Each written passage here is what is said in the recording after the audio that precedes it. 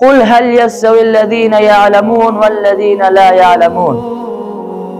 قل بگو هل يستوي الذين يعلمون، آیا کسانی که میدانند، والذین لا یعلمون، و با کسانی که نمیدانند برابر و یکسان هستند؟ هرگز. عزیز من، شخصیت انسان دارای کرامت و شرافت و عزت نخواهد بود مگر اینکه بزیور علم و دانش و تقوا آراسته شود. مفهوم از این جملات و از این کلمات من چی بود؟ چوشم از پی علم باید گداخت که به علم نتوان خدا را شناخت.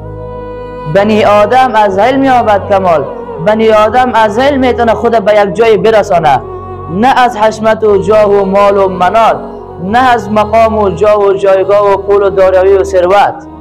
چوشم از پی علم باید گداخت، مثل شم باید همه ما از پی علم بسوزیم که به علم نتوان خدا را شناخت. الله متعال برای همه ما علم با برکت نصیب بگرداند.